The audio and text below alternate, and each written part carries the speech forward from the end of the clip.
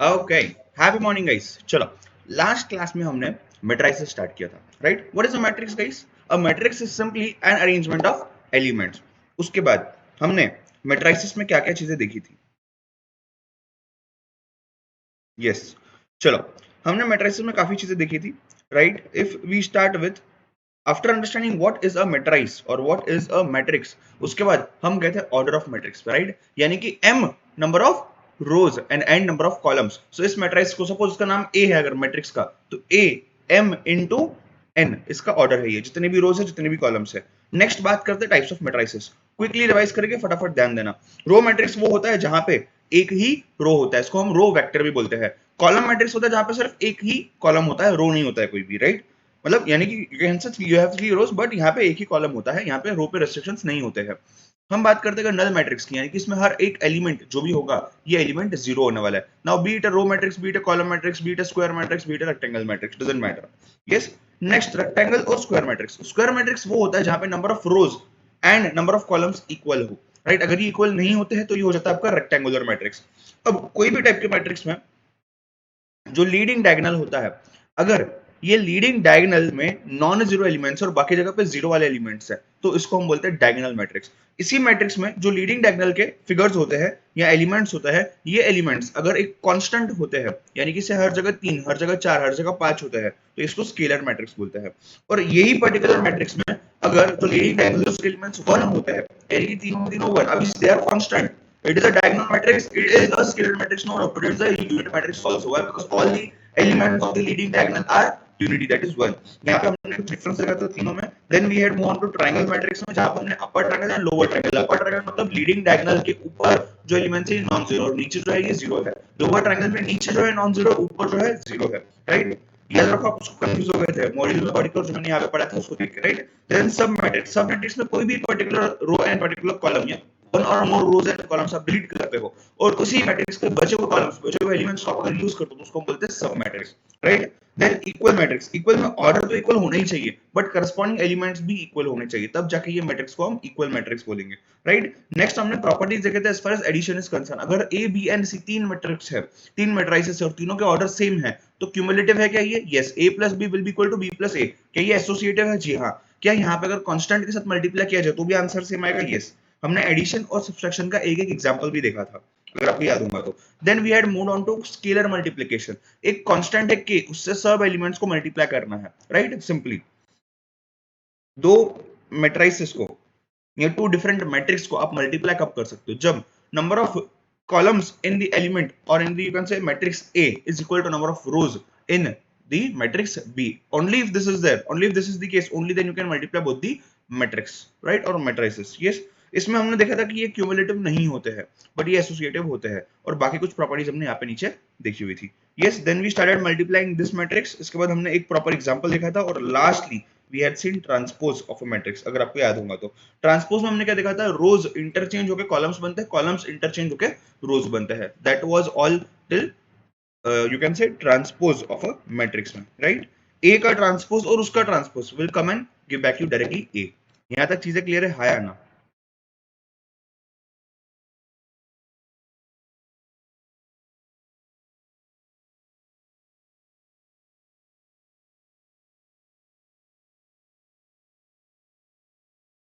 यहां तक चीजें क्लियर है? हां या ना? अभी वॉइस देखो, अभी क्लियर है क्या वॉइस? यस?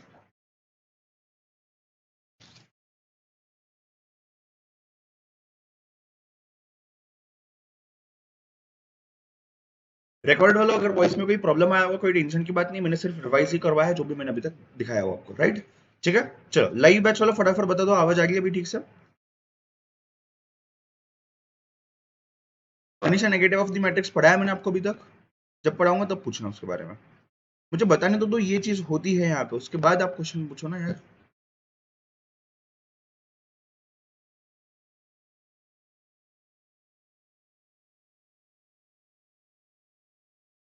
ठीक है, चलो आ जाओ, टाइटल देना सिमेट्रिक मैट्रिक्स। टाइटल देना सिमेट्रिक मैट्रिक्स।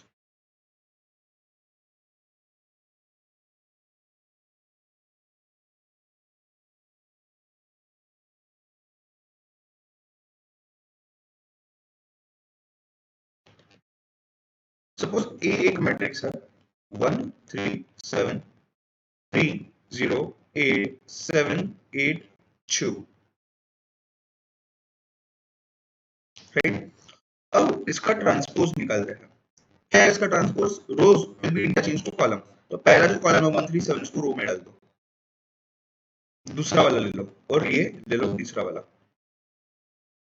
मुझे बताओ एक चीज आपने ऑब्जर्व की होंगी, यहाँ पे आपका A is equal to A transpose, मतलब यहाँ पे जो रो है वही एलिमेंट्स कॉलम में कंटिन्यू किए गए हैं। समझ रहे हो बात को? तो जब ऐसे टाइप के एलिमेंट्स होते हैं, now we can say in this case A is a symmetric matrix. A is a symmetric matrix. Why is a symmetric matrix? Because यहाँ पे अगर आप रो वाइज देखते हो तो रो में भी 137 दिया हुआ है और कॉलम में भी 137। फिर दूसरा रो देखो 308 दिया हुआ है और कॉलम अगर देखते हो तो वो भी 308 है। तीसरा अगर रो देखते हो 782 है तो तीसरा कॉलम देखो 782 ही है। मतलब आप इसके रोज और कॉलम्स इंटरचेंज भी करो फिर भी आपको सेम मैट्रिक्स ही मिलने वाला है। And therefore A is said to be a symmetric matrix। ठीक है? कैसे सिमेट्रिक मैट्रिक्स? सिंपली अगर आप रो और कॉलम कंपेयर करोगे आपको समझने आ जाएगा। ठीक है? इसको छाप लो, गो फॉर इट फास्ट।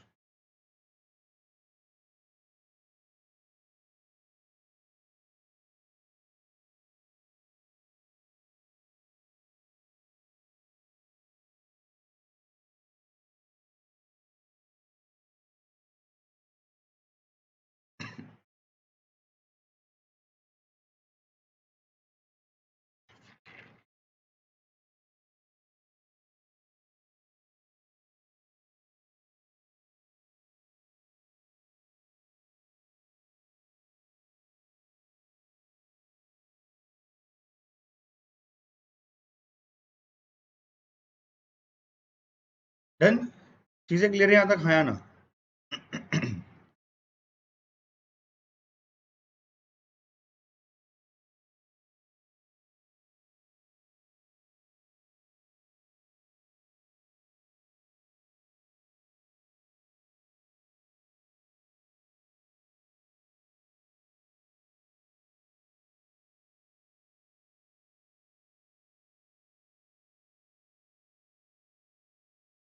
ये लाइव है, चलो मैं रिपीट करता हूँ, एक सेकेंड।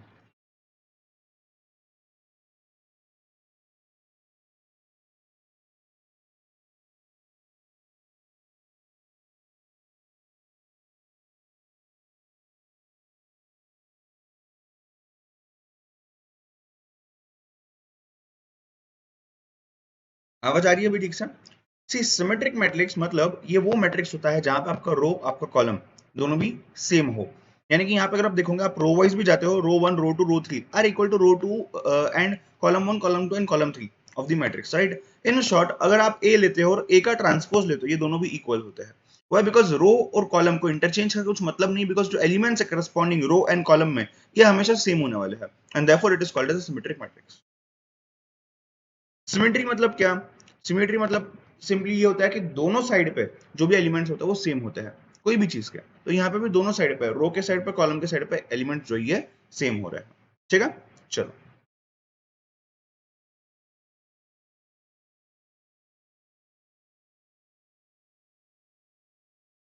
चलो टाइटल दो नेगेटिव ऑफ अ मैट्रिक्स।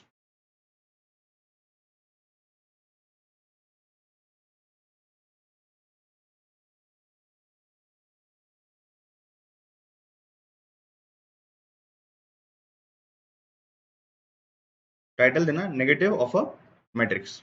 अगर ए है सपोज 2 1 5 4 -6 एंड 0, इसका अगर मुझे नेगेटिव निकालना है यानी कि नेगेटिव ए, ये क्या हो जाएगा? -2 -5 -6 दैट इज 6 -1 -4, 0 तो 0 ही रहेगा। ये हो गया नेगेटिव ऑफ अ मैट्रिक्स। फटाफट छाप लो, गो फॉर इट फास्ट। जिनका ये हो गया है टाइटल देना डिटर्मिनेंट्स।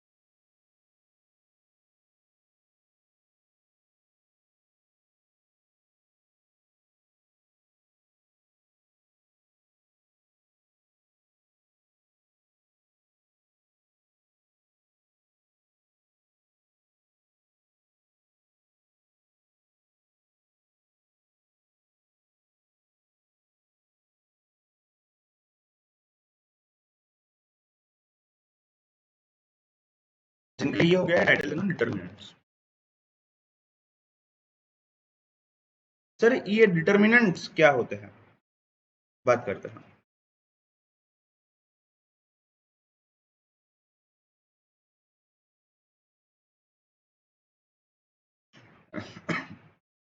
टाइटल देना डिटर्मिनेंट्स ऑफ अ मैट्रिक्स।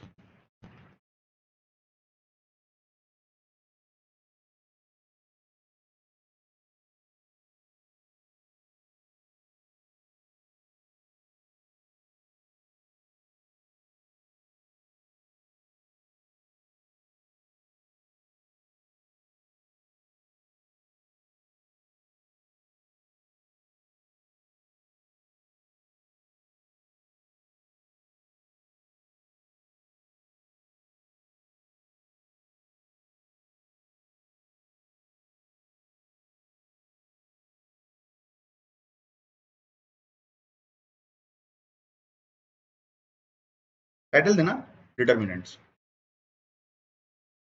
ये सिर्फ स्क्वायर मैट्रिक्स में आता है, only square matrix you can से has determinants, only square matrix has determinants. और ये जो डिटर्मिनेंट्स होते हैं, ये डिटर्मिनेंट्स हो सकते हैं आपके पॉजिटिव या फिर नेगेटिव या फिर जीरो। समझ रहे हो बात को? सर एग्जैक्टली होता क्या है ये डिटरमिनेंट, बताऊंगा, ध्यान दो सिर्फ सामने, सिर्फ समझो, लिखना कुछ भी नहीं है, सिर्फ जो भी बता रहा हूं ध्यान देना है, लिखना कुछ भी नहीं है, सिर्फ ध्यान दो मैं जो बोल रहा हूं उस चीज पे, राइट। अब इस डिटर्मिनेंट को एक्सप्रेस कैसे किया जाता है, सपोज मैट्रिक्स ए है, उसका डिटर्मिनेंट डिटर्मिनेंट या डीईटी डॉट ए ऐसे करके रिप्रेजेंट किया जाता है, और एब्सोल्यूट वैल्यू ऑफ ए, यानी कि दो यू कैन से दो स्ट्रेट लाइंस के बीच में, और इसको अपन ट्राइंगल ऐसे करके भी डिनोट करते हैं। ये था सब कुछ डिटर्मिनेंट के बारे में। सर एग्जांपल, अब उसी पे जाओ। Suppose A is a matrix जिसमें ए बी सी और डी ये है, क्या ये स्क्वायर मैट्रिक्स है? क्या इसके number of rows and number of columns दोनों भी 2 है, इक्वल है? जी हाँ बिल्कुल। अब इसका अगर मैं डिटर्मिनेंट निकालना चाहूँ, इसका अगर मैं डिटर्मिनेंट निकालता, सपोज इसका मैं डिटर्मिनेंट निकाल रहा हूँ, ये क्या हो जाएगा, this is A into B minus B into C. सिर्फ आपका फेवरेट स्टेप क्रॉस मल्टीप्लिकेशन किया और कुछ भी नहीं किया।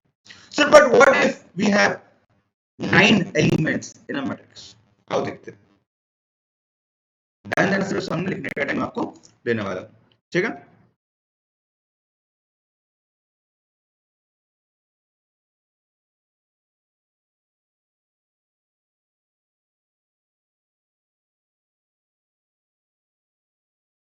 क्या हो गया, इतना प्रॉब्लम क्यों आ रहा है?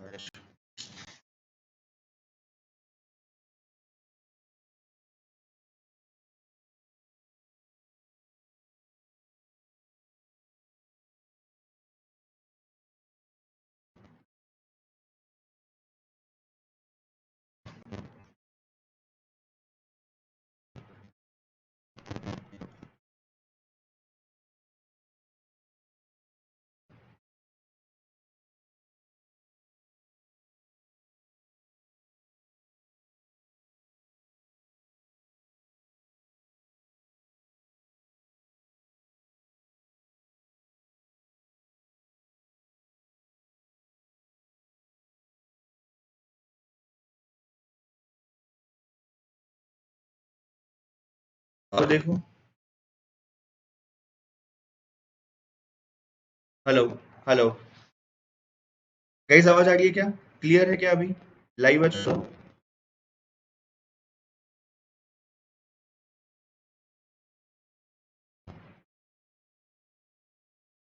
वीडियो भी बफर हो रहा है क्या?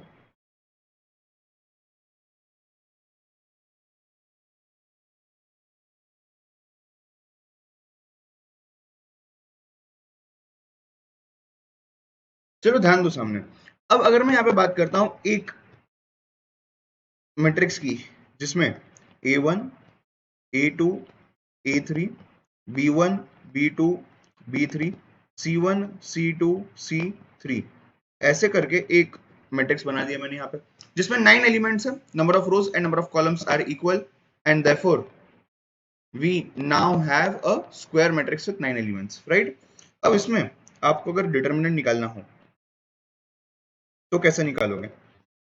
देखो ध्यान दो क्या करना है, इसको लेना है, A1 को ले लिया हमने, A1 को यहाँ पे बाहर लिख दो, A1 into absolute value of, इसका जो रो है और इसका जो कॉलम है इसको छोड़ दो, उसके अलावा जो भी एलिमेंट्स है उन एलिमेंट्स को हमको लेना है, simply speaking. So what I will do over here is B2, B3, C2 and C3. समझ रहे हो? माइनस दी होल, माइनस, अब क्या करोगे, अब A2 लेना है, यानी कि इसको ले रहे हैं वापस, उसका पूरा रो एंड उसका पूरा कॉलम छोड़ देना है, उसके अलावा जो बचता है उस चीज को लेना है, यानी कि B1, B3, C1, C3 plus, अब क्या करना है, A3 को लेना है, फिर यहां क्या आएगा, B1, B2, C1, C2. समझ रहे हो बात को, क्या किया मैंने यहाँ पे? What we have done is when we are having a square matrix of 2 rows and 2 columns, इस पर्टिकुलर केस में तब हम क्या करते थे, जब मेरे पास ऐसा कोई मैट्रिक्स होता था तब हम क्या करते थे, हम सिंपली क्रॉस मल्टीप्लाई करते थे. बट अब मेरे पास यहाँ पे 3 रोज एंड 3 कॉलम वाला मैट्रिक्स है, स्क्वायर मैट्रिक्स, तब हम क्या करेंगे, तो उस केस में हम पहले पहले रो में जो एलिमेंट्स है उनको लेंगे गिर करके. से मैंने पहला एलिमेंट ले लिया parallel row and first column से, दैट इज A1. A1 को बाहर निकाल दो, उसके अंदर क्या करना है, उसके अंदर absolute value of a square matrix again. And what is the square matrix, this is nothing but आपने जो एलिमेंट लिया है यानी कि A1, इसका पूरा रो, इसका पूरा कॉलम निकाल दो, उसके अलावा जो भी बचता है उसको अंदर लिख दो, माइनस A2 एंड उसका मैट्रिक्स प्लस A3 एंड उसका मैट्रिक्स. सर इसके आगे क्या होगा, अब ध्यान देना, इसके आगे वही चीज होगी जो हमने ऊपर स्क्वायर मैट्रिक्स के टाइम पे की थी, इसके आगे वही चीज होगी जो हमने ऊपर स्क्वायर मैट्रिक्स के टाइम पे की थी, यानी कि क्या, यानी कि A1 into B2 C3 minus B3 C2, यानी कि क्या कि आपने वापस से क्रॉस मल्टीप्लाई कर लिया, फिर ये क्या था, माइनस था, फिर A2 B1 C3 minus B3 C1 plus A3 B1 C2 minus B2 C1. समझ रहे हो बात को, हाँ या ना, राइट? कुछ इस तरीके से हम निकालते हैं डिटर्मिनेंट्स, राइट? सर इससे अचीव क्या होगा, क्या अचीव होगा, हम प्रैक्टिकली सॉल्व करके देखेंगे बेटा, ठीक है? फिलहाल के लिए आप फटाफट एक एक करके इस चीज को लिखते जाओ, गो for it fast. I hope audio video अभी क्लियर है लाइव बैच वालों.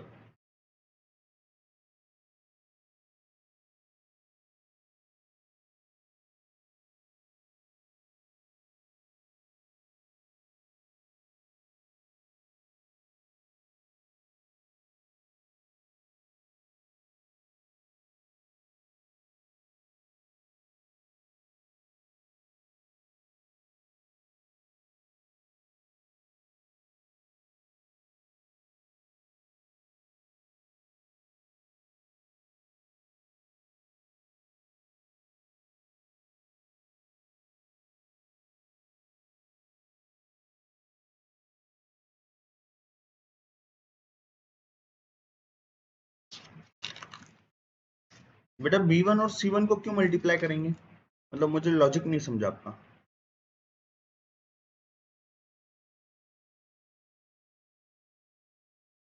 यहां तक चीज क्लियर है? मैं क्रॉस मल्टीप्लिकेशन स्टेप फिर से रिपीट करता हूं, पहले आप लिखना स्टार्ट कर दो.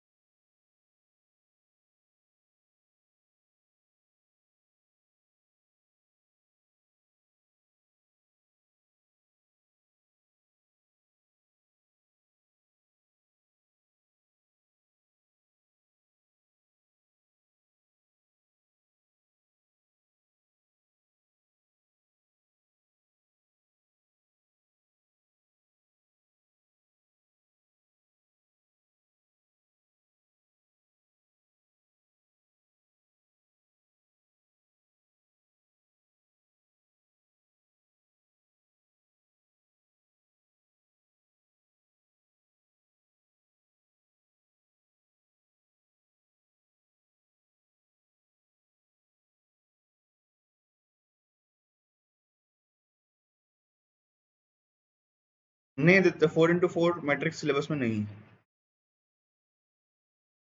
उसके लिए आपको इंजीनियरिंग करनी पड़ेगी, आप कर सकते हो अभी भी, कोई दिक्कत नहीं है।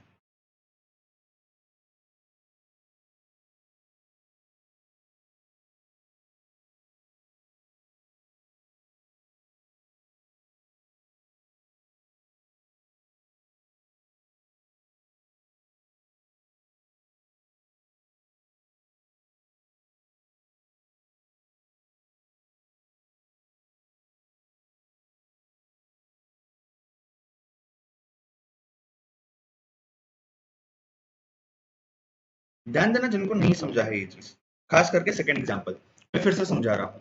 अगर आपके पास एक स्क्वायर मैट्रिक्स है जो एक 3 into 3 मैट्रिक्स है, राइट, यानी कि 3 रोज है एंड 3 कॉलम्स है, so number of rows and number of columns are equal and therefore this is your, you can say, a square matrix. Now in this kind of a matrix इसका determinant कैसे निकालोगे आप? Simply speaking यहाँ पर determinant मतलब पहला element आपको first row का लेना है, दूसरा एलिमेंट आपको लेना है सेकंड फर्स्ट रो का सेकंड एलिमेंट, एंड तीसरा आपको लेना है फर्स्ट रो का एलिमेंट। ऐसे तीनों एलिमेंट आपको लेने हैं। जो भी एलिमेंट आप ले रहे हो उस पर्टिकुलर उसको करस्पॉन्डिंग रो एंड उसको करस्पॉन्डिंग कॉलम आपको नहीं लेना है।